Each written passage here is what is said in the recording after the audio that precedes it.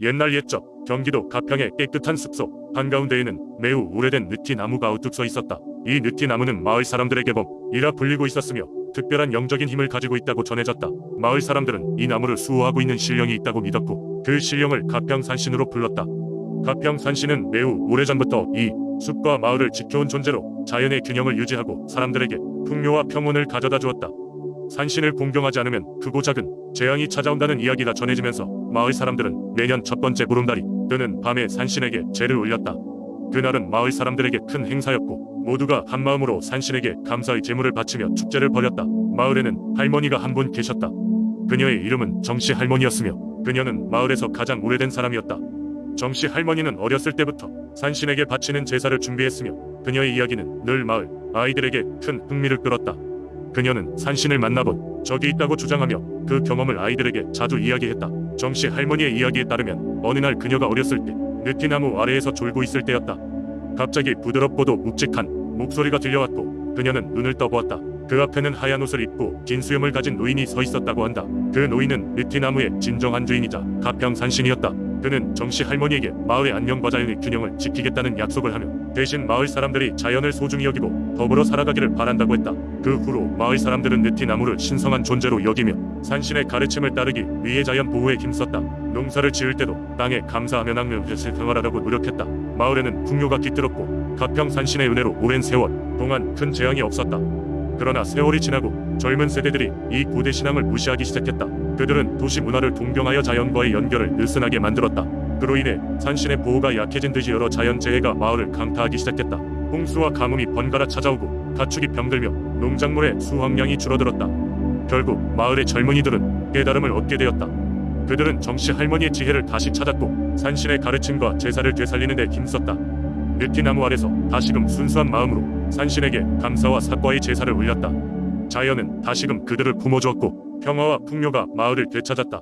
이로 인해 오늘날까지 가평의 많은 사람들은 이 전설을 소중히 여긴다. 이 느티나무에 얽힌 산신의 이야기는 세대와 세대를 이어내려오며 현대에도 여전히 마을 사람들에게 자연의 소중함과 전통의 중요성을 상기시키고 있다. 이를 통해 자연과 인류의 조화로운 공존이 어떻게 이루어질 수 있는지를 배우게 되고 그러한 가치가 후손들에게도 전해지기를 바라는 마음이 깊다.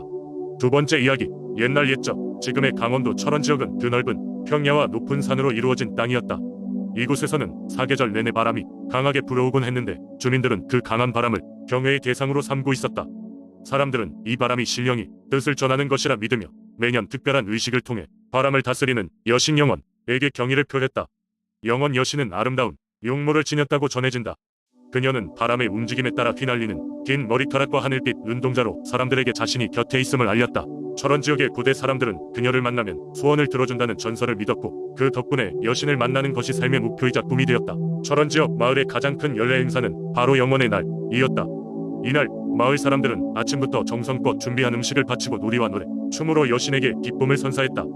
행사가 절정에 달하면 제사장은 여신에게 소원을 비는 의식을 거행했다. 제사장이 여신의 모습을 본 적은 없었지만 마을 사람들 사이에서는 여신이 흩날리는 바람을 통해 전해지는 속삭임으로 자신의 존재를 알린다는 이야기가 퍼져 있었다. 어느 해 젊은 소녀 소리는 그날의 기도를 완벽하게 이루고자 하였다. 그녀의 소원은 간절했다. 매년 과도한 바람으로 인해 농작물이 자주 피해를 보았고 마을은 비어가는 창고를 걱정해야 했다. 그녀는 밤마다 여신에게 간청하듯 바람에 속삭였고 절실한 마음을 담아 기도를 드렸다. 영원의 날밤이 되자 소리는 홀로 마을 뒷산에 올라 여신에게 진심을 다해 소원을 빌었다. 그 순간 잔잔하던 바람이 갑자기 그녀를 둘러싸며 소리는 바람의 힘에 이끌려 꿈같은 환영을 보았다. 환영 속에서 영원 여신은 고요한 미소를 지으며 나타났다. 여신은 바람 중의 소리에 간절한 마음을 느꼈고 그녀의 정성을 보고 마음을 열었던 것이다. 영원 여신은 소리에게 바람의 힘을 다스릴 수 있는 특별한 반지를 주었다. 이 반지를 끼고 마음의 소리를 전하면 바람이 그녀의 뜻에 따라 움직일 것이라 속삭였다. 소리는 그 말을 믿으며 눈을 떴고 손에 반지가 쥐어져 있는 것을 발견했다. 다음 해가 되었을 때 소리는 반지의 힘으로 마을의 농작물을 보호했고 그해 농사는 대풍을 이루었다. 사람들은 이 모든 것이 영원 여신의 축복이라 믿으며 소리를 향해 감사의 뜻을 전했다. 그 후로도 소리는 마을의 수호자로 영원 여신과 함께 평생토록 마을 사람들과 땅을 지켰다. 철원의 전설은 이렇게 지금까지 이어지며 여전히 많은 이들이 바람을 다스리는 여신의 이야기를 전해 듣고 있다. 그녀의 은혜는 바람 속에 녹아 모든 이들에게 평안을 주고 있었다. 세 번째 이야기, 옛날 옛적 전주 한복판에서 조금 떨어진 곳에 남천 계곡이 있었다.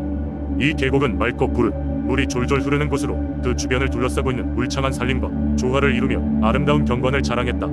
하지만 이곳에는 유독 신비로운 분위기가 감돌았고 사람들은 이곳에 얽힌 전설을 두려워하며 동시에 경외감을 품고 있었다.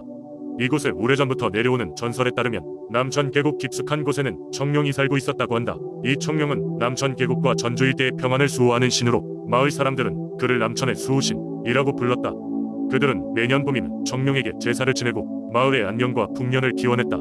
청룡은 원래 천계에서 살던 신령스러운 존재였지만 인간 세상의 고통을 보고 이를 안타깝게 여겨 지상 남천 계곡에 내려와 마을을 수호했다. 청룡이 머무는 동안 전주는 전혀 병이나 재난이 일어나지 않았고 사람들은 청룡에게 깊은 감사와 존경의 마음을 가지게 되었다. 마을 사람들과 청룡 간의 깊은 유대가 쌓이며 시간이 지나갔고 어느 날 청룡은 직접 인간들에게 모습을 드러냈다. 그는 마을에서 가장 용감하고 지혜로운 청년 이서필을 선택하여 자신의 계승자로 삼기로 결정했다. 청룡은 이서필에게 자신의 능력을 나누어주고 때로는 현명한 조언으로 마을을 번영으로 이끌 수 있도록 도와주었다. 이서필은 청룡의 가르침을 따라 마을을 이끌고 그의 다스림 아래 전주는 더 프라스퍼러스 지방으로 발전해 나갔다.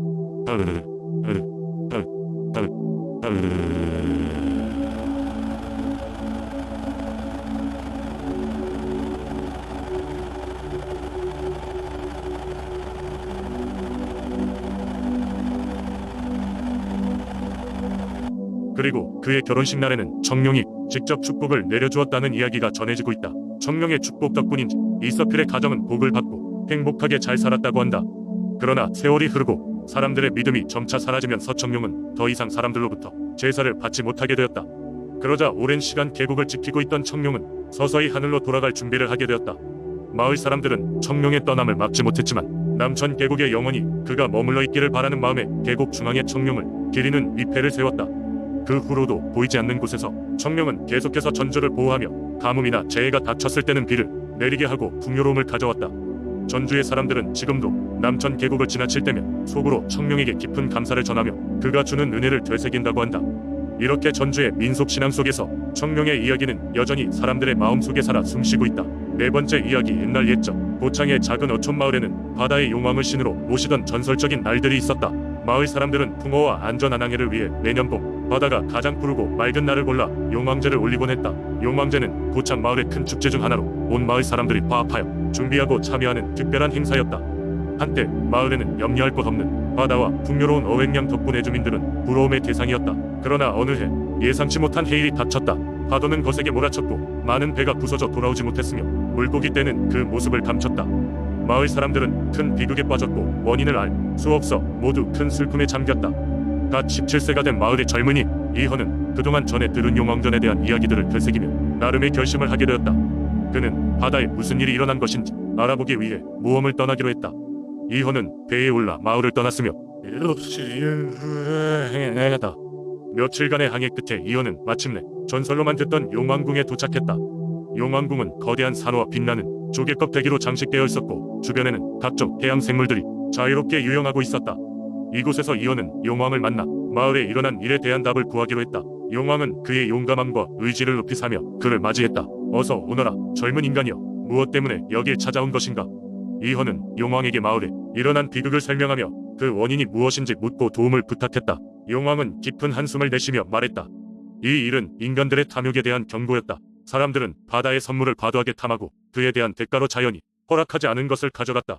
나는 오랜 시간을 고민했으나 인간들이 스스로 변하기 전에는 문제가 해결되기 어렵다고 보았다. 이헌은 용왕의 말을 듣고 나서 고개를 숙였다. 용왕은 그를 바라보며 말했다.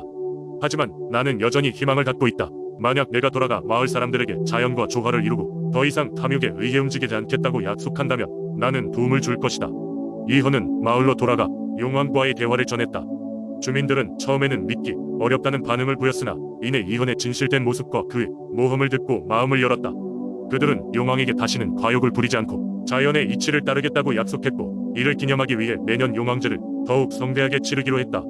이후 고창의 바다는 점차 옛 모습을 되찾아갔고 마을 사람들은 다시 안정된 삶을 살 수 있었다. 용왕과의 약속을 기억한 이들은 더 이상 무리한 어로 활동을 하지 않았고 바다와의 조화로운 삶을 이어가며 살아갔다. 이러한 이야기는 고창 지역의 민속 신앙으로 전해져 내려오며 사람들에게 자연의 소중함과 조화로운 삶의 중요성을 일깨우는 교훈으로 남았다.